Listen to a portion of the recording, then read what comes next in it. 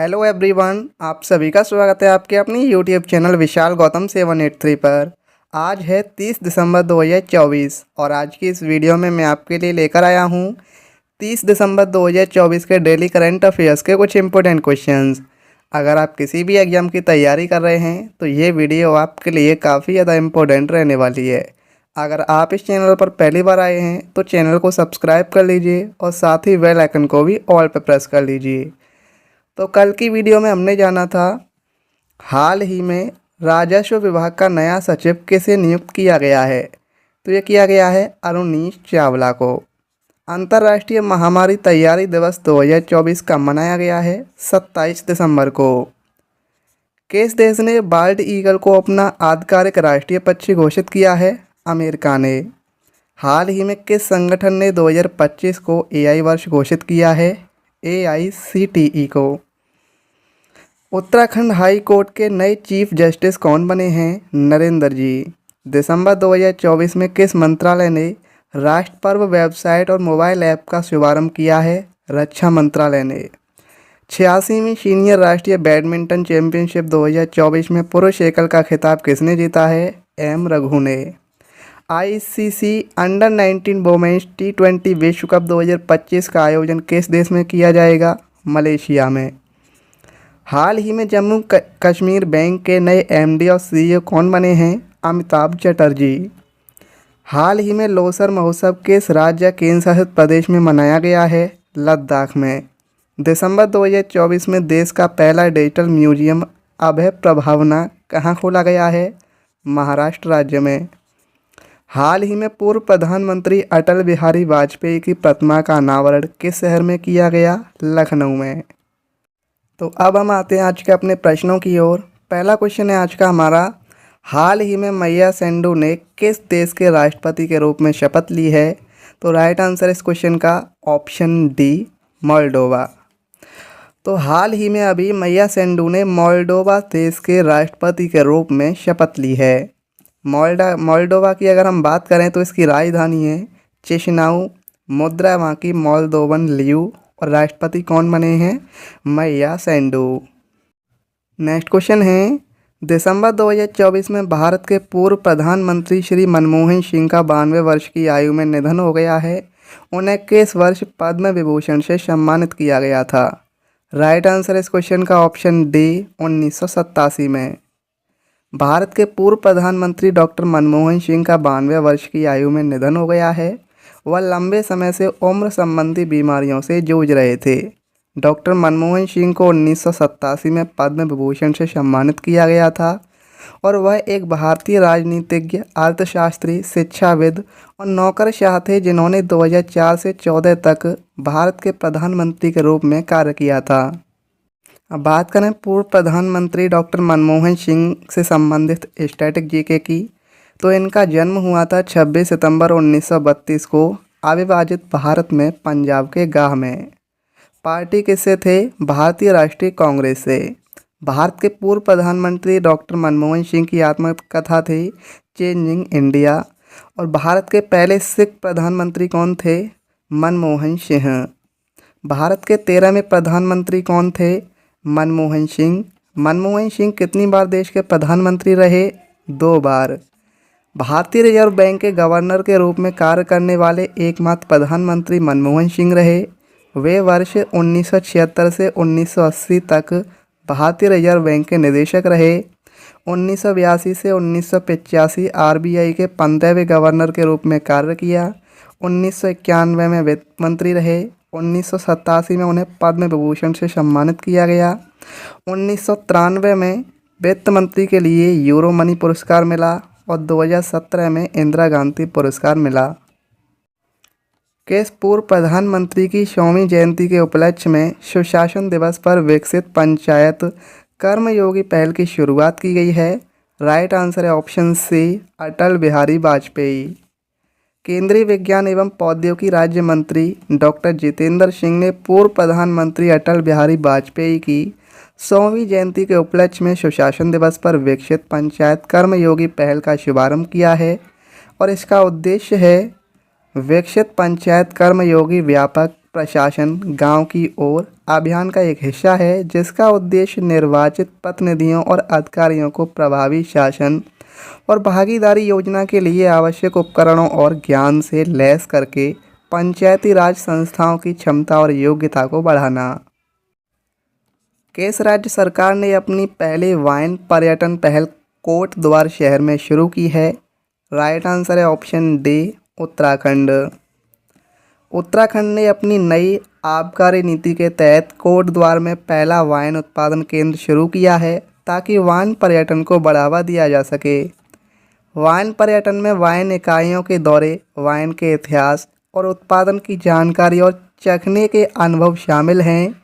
Wine इकाइयों के पास guest house विकसित किए जा रहे हैं, ताकि पर्यटन को बढ़ावा दिया जा सके और क्षेत्र की प्राकृतिक सुंदरता को प्रदर्शित किया जा सके।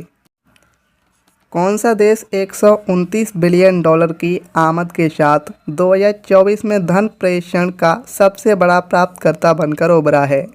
राइट आंसर है इस क्वेश्चन का ऑप्शन ए, अपना देश भारत। भारत 129 बिलियन डॉलर की आमद के साथ 2024 में धन प्रेषण का सबसे बड़ा प्राप्तकर्ता बनकर उभरा है। 2024 में धन प्रेषण की वृद्धि दर 2023 में दर्ज 1.2% की तुलना में 5.8% होने का अनुमान है और पिछले दशक में धन प्रेषण में 57% की वृद्धि हुई, जबकि एफडीआई में 41% की गिरावट आई है। शीर्ष 3 देशों की अगर हम बात करें तो इसमें पहले स्थान पर अपना देश भारत है, दूसरे स्थान पर मैक्सिको और तीसरे स्थान पर चीन है। भारत ने मलेरिया के मामलों में कितने प्रतिशत की कमी हासिल की है, जिसमें भारत का लक्ष्य 2030 तक मलेरिया मुक्त स्थिति हासिल करना है? राइट आंसर है इस क्वेश्चन का ऑप्शन बी, 97%। भारत सार्वजनिक स्वास्थ्य में वैश्विक मानक स्थापित करते हुए मलेरिया मुक्त राष्ट्र की ओर अपने कदम बढ़ा रहा है। भारत 2024 में WHO के उच्च बोर्ड से उच्च प्रभाव वाले समूह से बाहर निकल जाएगा, जो मलेरिया के खिलाफ इसकी लड़ाई में एक महत्वपूर्ण मोड़ होगा। 97% से अधिक कमी के साथ वार्षिक मलेरिया के मामलों की संख्या स्वतंत्रता के समय 7.5 करोड़ से घटकर 2023 तक 20 लाख हो गई है। मलेरिया से संबंधित मौतों की संख्या 8 लाख से घटकर 83 हो गई है और सरकार 2030 तक मलेरिया मुक्त स्थिति हासिल करने के विजन के साथ काम कर रही है। किस बैंक ने वित्तीय क्षेत्र में एआई के जिम्मेदार और नैतिक उपयोग को सुनिश्चित करने के लिए फ्री एआई विकसित करने हेतु समिति का गठन किया है? राइट आंसर है इस क्वेश्चन का ऑप्शन बी, भारतीय रिजर्व बैंक। भारतीय रिजर्व बैंक आरबीआई ने वित्तीय क्षेत्र में आर्टिफिशियल इंटेलिजेंस के जिम्मेदार और नैतिक उपयोग को सुनिश्चित करने के लिए framework for responsible and ethical enablement of artificial intelligence विकसित करने हेतु एक 8 सदस्यीय समिति का गठन किया है और इसका उद्देश्य बैंकों, एनबीएफसी, फिनटेक और भुगतान प्रणाली संचालकों जैसे वित्तीय सेवाओं में एआई तकनीकों को जिम्मेदारी से अपनाने के लिए दिशा निर्देश को तैयार करना है। आरबीआई की अगर हम बात करें तो आरबीआई भारत का केंद्रीय बैंक और नियामक निकाय है, जो भारतीय बैंकिंग प्रणाली के नियमन के लिए जिम्मेदार है। इसका मुख्यालय मुंबई में है। स्थापना हुई थी 1 अप्रैल 1935 को। आरबीआई के गवर्नर हैं संजय मल्होत्रा, प्रथम गवर्नर सर ओसबोर्न स्मिथ और प्रथम भारतीय गवर्नर थे चिंतामन द्वारकानाथ देशमुख। किस हवाई अड्डे ने हरित पहल के तहत अपशिष्ट प्रसंस्करण इकाई शुरू की है? राइट आंसर है ऑप्शन सी, देवी अहिल्याबाई होलकर हवाई अड्डा, इंदौर। इंदौर हवाई अड्डे ने हरित पहल के तहत अपशिष्ट प्रसंस्करण इकाई शुरू की है। इंदौर स्थित यह देवी अहिल्याबाई होलकर हवाई अड्डा 3000 वर्ग फुट सामग्री पुनर्प्राप्ति सुविधा के उद्घाटन के साथ भारत का पहला जीरो वेस्ट हवाई अड्डा बन गया है। दिसंबर 2024 में युवा भारतीय भारोत्तोलकों ने एशियाई युवा और जूनियर भारोत्तोलन चैंपियनशिप 2024 में कितने पदक जीते हैं?